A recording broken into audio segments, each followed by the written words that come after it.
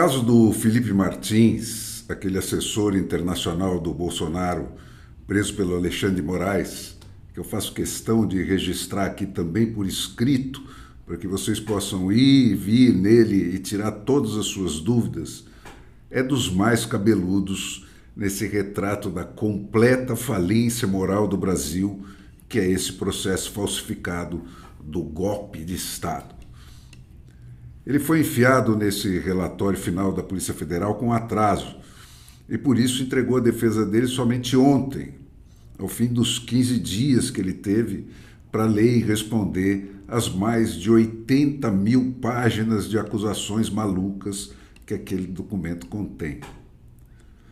O Felipe caiu nas garras do Alexandre de Moraes porque passou a ser necessário no enredo produzido pela imaginação dos assessores dele, entre 8 de janeiro de 2023 e 8 de fevereiro de 2024, quando ele foi preso, produzir uma prova adicional da existência da famigerada minuta do golpe, que seria a prova material, não de que tenha havido o golpe, mas pelo menos de que ele tenha sido cogitado.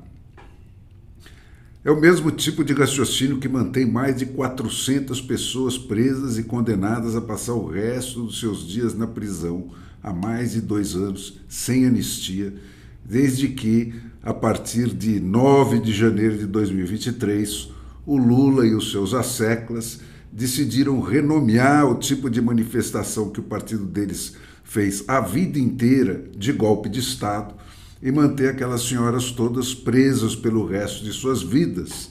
É necessário para manter a coerência da narrativa de que houve o golpe que não houve, simplesmente porque não há golpe sem golpistas. Cara, é maluco. São coisas desse Brasil surreal, onde a história vai sendo reescrita pelo avesso.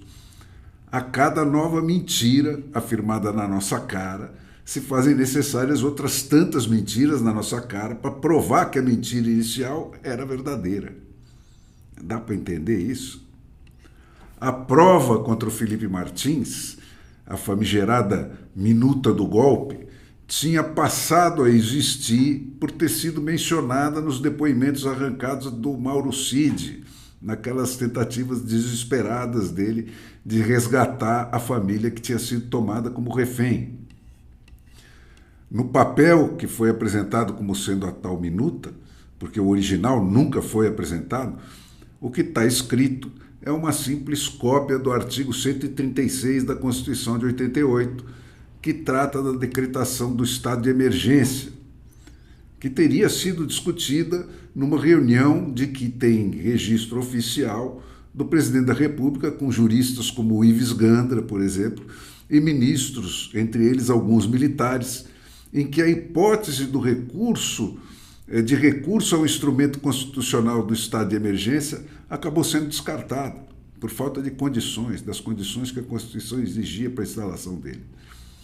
E seja por distração ou por outra razão, ficou registrado no relatório imaginário aí da Polícia Federal que não havia impressões digitais do Martins no suposto papel da minuta que nunca foi apresentado. E aí era preciso forçar o Martins a confirmar a existência do documento pelos mesmos métodos aplicados contra o Mauro Cid para criar esse documento. E assim, o Martins foi preso preventivamente e lá ficou por 6 meses, 10 dias dos quais na solitária, acusado de ter viajado para os Estados Unidos com Jair Bolsonaro em 30 de dezembro de 2022 para evitar ser preso pelo golpe de Estado que ele teria desenhado no papel e que seria tentado só 9 dias depois dessa suposta fuga para os Estados Unidos. Cara, a parte o absurdo de se afirmar aí a existência de um golpe cujos beneficiários, que iam tomar o poder, como o Zé Dirceu e o Luiz Roberto Barroso afirmam que tomaram com a eleição, não só o Felipe Martins, desde o primeiro minuto, provou indiscutivelmente, com relatórios da Telefônica, do Uber, o uso de passagens aéreas dentro do Brasil, o uso de cartões de crédito, fotografias e outras provas indestrutíveis de que ele nunca tinha feito essa viagem, como no próprio enredo criado pelo Moraes, consta a informação distraída, né, de que desde 24 de outubro de 2023, mais de 2 meses antes da tal fuga, portanto, né, o Moraes tinha deferido a quebra do sigilo da geolocalização do Felipe Martins no período entre junho de 2022 e outubro de 2023. O que significa simplesmente, gente, que ele e a polícia dele sabiam exatamente onde o Felipe andou em cada dia e cada hora desses 5 meses antes até 10 meses depois da fuga que nunca aconteceu. E mesmo assim, mandaram o cara para a prisão sob falsa acusação em 2024 e ignoraram solenemente todas as provas por ele apresentadas e aceitas pela PGR, que por 2 vezes mandou soltar o cara para ver se arrancavam dele uma falsa confissão de culpa.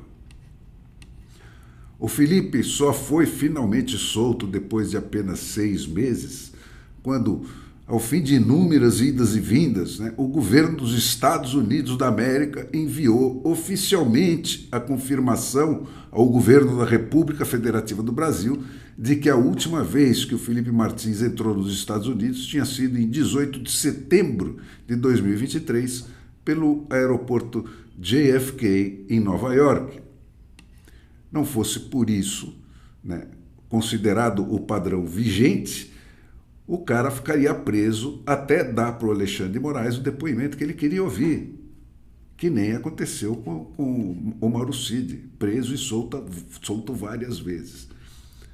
Só que essa história não morre aí, gente. A ditadura não respeitou nem as fronteiras nacionais no seu afã aí de falsificar as provas desse golpe. E a que sobrou e não pode ser apagada, agora está fora do alcance dela. Vejam aí a sequência dos fatos. O Felipe Martins é preso em 8 de fevereiro de 2024.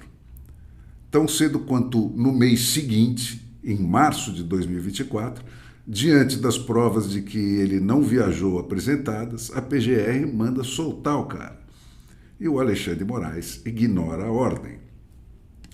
Consultado o Customs and Border Protection em Orlando, que é a alfândega, né, que registra as entradas e saídas das pessoas, a resposta foi que não havia registro da entrada dele no aeroporto daquela cidade.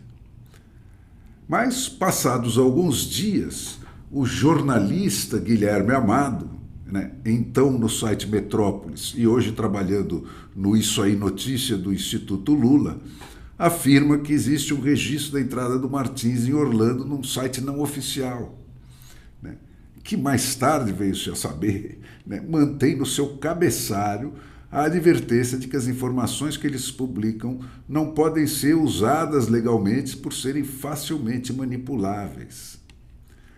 No mesmo dia, a Polícia Federal do Moraes, no entanto, solta um comunicado contra a soltura pedida pela PGR do Felipe Martins, né, citando a matéria de Guilherme como prova. O Martins contrata então uma advogada nos Estados Unidos que vai ao CBP de Orlando em 11 de abril. E o órgão oficial da alfândega americana informa essa advogada de que não tem registro na entrada do Martins em dezembro de 2023 e a última passagem dele pelos Estados Unidos foi em 18 de setembro de 2022 no aeroporto de JFK em Nova York. A manifestação do CBP de Orlando é registrada em cartório e juntada ao processo em 12 de abril de 2024. Mas em 25 de abril, um grupo da Polícia Federal do Moraes embarca para os Estados Unidos a pretexto de investigar o caso das joias do Bolsonaro. E em 1º de maio, a advogada americana do Martins recebe resposta à solicitação que ela tinha feito também ao CBP, lá do JFK, em Nova York. E aí, surpreendentemente, o órgão lá de Nova York responde que não poderia inventar o registro e mandar o registro solicitado, porque milagrosamente tinha surgido uma entrada do Martins na mesma CBP de Orlando, que dias antes tinha negado que ele tivesse passado por lá.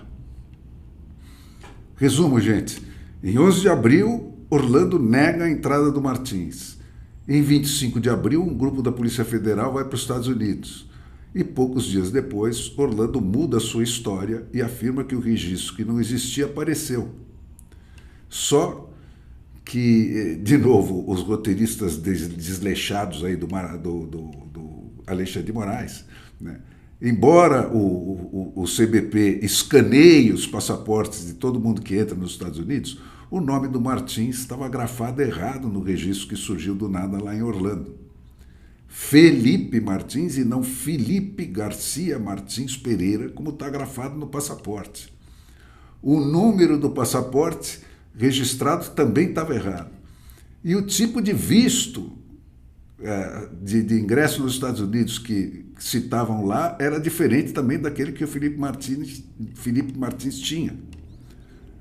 Conclusão, gente, os dados errados eram de um passaporte que o Felipe tinha perdido no Brasil em 6 de março de 2021, fato que ele registrou num boletim de ocorrência policial. Então estava configurado uma prova cabal de falsificação de uma informação destinada a constituir prova para a prisão de um homem. E pior, uma falsificação inserida num órgão oficial do governo americano, ainda sob o governo Biden, né, com dados de um BO que as autoridades de Orlando nunca podiam ter conhecido. A advogada do Martins foi então novamente ao CBP de Orlando e apontou essa fraude, os erros no nome, etc.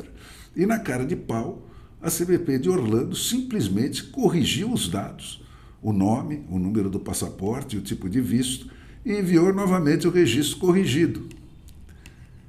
Nesse meio tempo, ficou esquecido que a PGR tinha requisitado lá em 15 de março os dados de Orlando pelos canais oficiais do Ministério da Justiça.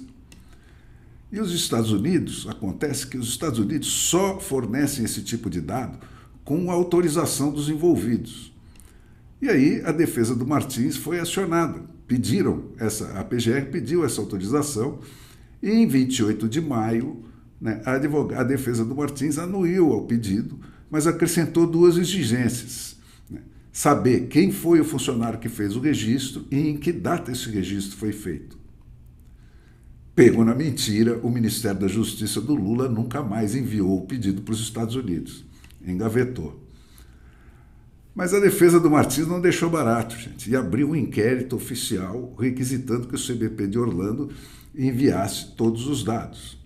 E em 5 de junho, Orlando finalmente responde que todos os dados foram excluídos dos seus registros. O governo dos Estados Unidos enviou então um documento oficial com a verdade, né, que o Felipe Martins nunca entrou pela Flórida em dezembro de 22 e a última vez tinha sido em setembro e por Nova York. E aí a PGR emite uma nova ordem de soltura que o Alexandre de Moraes é obrigado a engolir. Em 10 de agosto, gente, o Felipe Martins é solto, mas sob a condição de não dar entrevistas ou ser preso de novo. Olha a cara de pau. A advogada do Martins entra então com um pedido pela Lei de Acesso à Informação dos Estados Unidos, pedindo acesso a todos os dados. O prazo para a entrega dessas informações foi vencido em mais de 3 vezes o tempo máximo permitido pela lei americana e nunca foi cumprido. E a defesa de Martins entrou então com 2 processos contra o governo dos Estados Unidos pedindo uma investigação completa. Por que é que não entregaram os documentos?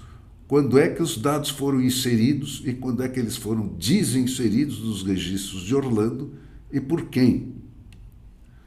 Passado um tempo, Orlando envia um relatório confirmando que o registro foi sim inserido e apagado, mas coloca uma tarja nas datas e no nome do funcionário envolvido e propõe uma solução administrativa.